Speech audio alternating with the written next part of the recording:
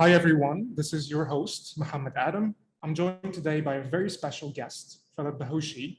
He's the CEO of MAGNiTT, one of the leading startup data platforms. Thank you for having me. So let's jump right in. MAGNiTT's most recent report discusses the venture investment state in the MENA region for the first half of 2023. First of all, congratulations on that. It showed that investors from MENA and MENA are particularly focused on early stage investments. What do you think are the underlying reasons for this? So at the moment, you're seeing a big retraction in investments across the whole of the region. And this is not out of sync with the global venture capital market. In fact, global venture peaked at the end of 2021, Q4. The MENA region peaked in Q1 of last year, 2022.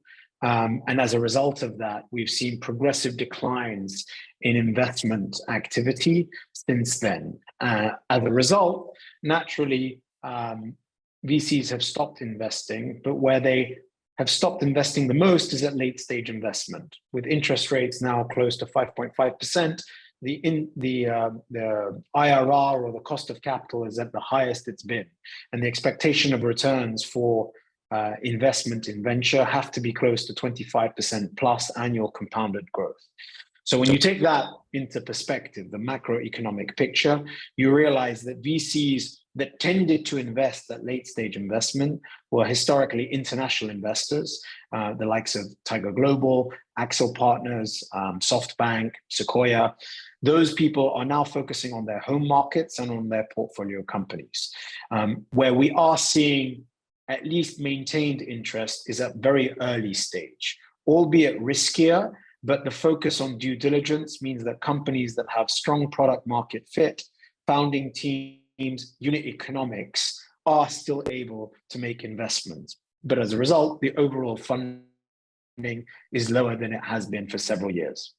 I'm sure that many startup founders are listening.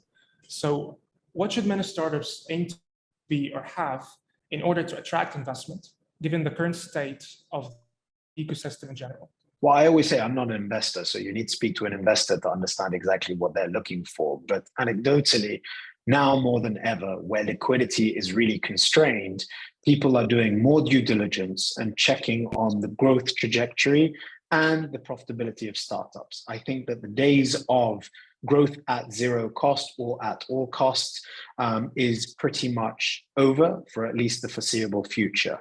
And given that the ability to raise funds is harder than it has been for a while, companies will be looking for companies, as I mentioned, with product market fit, strong founding teams, experience in startups, traction, and ideally a clear path to profitability to justify an investment that will allow them to weather the storm of about 12 to 18 months of volatility before needing to raise again.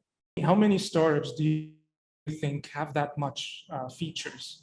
I think that ultimately, when you look at the business model of many companies, whether it's in transport and logistics, e-commerce, even in fintech, the margins are so small that there are ultimately going to be a need to be frugal, cut costs, bloated salaries, bloated workforces will be looked at. And normally companies that are slightly more B2B enterprise SaaS solutions could potentially weather the storm, but I can't put a number on how many companies can actually achieve that objective. In that MAGNiTT report, it showed that the UAE led the exit activity in the first half. So my question is, what makes UAE startups so attractive to investors? We started the year by predicting it would be a record year of exits. And the reality is that there's been a slowdown in exit activity. I think that in this current environment where you would assume that valuations are potentially lower than they have been for a while, it still takes an acquirer that has cash to be able to buy a company. And again, that opportunity of cash is a lot harder to come by than it would have been maybe 6, 12 months ago. The second is that you need a strategic perspective. You're not buying a company for the sake of it. It means that the addition of that company, 1 + 1 = 2.5. So the company acquiring has to see a very strong strategic value in that acquisition. And in this current economic environment, they're also having to deal with building their business in a fragile economic environment. The third is that the founder needs to be ready to sell. So many companies that have raised funds in the last 12 to 18 months would have been doing that at skyrocket valuations. If they are wanting to sell, valuations would have come down a long way from what they would have been doing. And if they want to justify it, it needs to be based on revenue growth. And if revenue growth is there, then they become a lot more appealing. So to answer your question, I don't think that the UAE specifically is attractive for exits. In fact, it's very difficult to tell which companies are the most appetizing for acquirers. But there are more companies that have been set up and funded in the UAE. And a stat that I can share with you from the report is that the average age of companies that are acquired in MENA this year is 7.5, whereas 2 years ago, it was 4.5. So younger, early stage companies were being acquired 2 years ago than more established companies now that are likely to have no alternative options than consolidation. To wrap up this interview, what are your thoughts on the future of exit in the MENA region?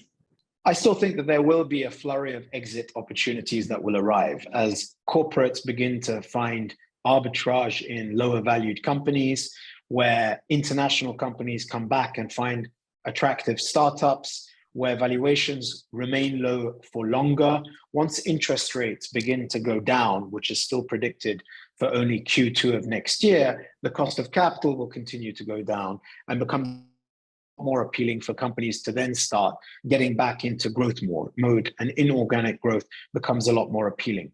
So I don't know that this year will be the record year of exits. I think that the activity will begin to kick in again at the end of this year and into Q1 of next year. But the question remains, are these good exits or are they acqui-hires and trade sale exits? And that's very hard to quantify because there's a lack of transparency around the ROI of many companies, especially when they're not good. People tend to share a lot of information when it's a great exit. When it becomes a challenging exit, there's a lot less transparency around the information and the deal flow.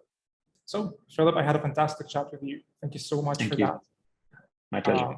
Much to learn from you. So hopefully this won't be our last chat. Thank you to everyone who joined us today.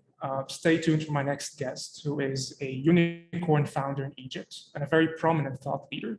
So until next time, thank you. Thank you.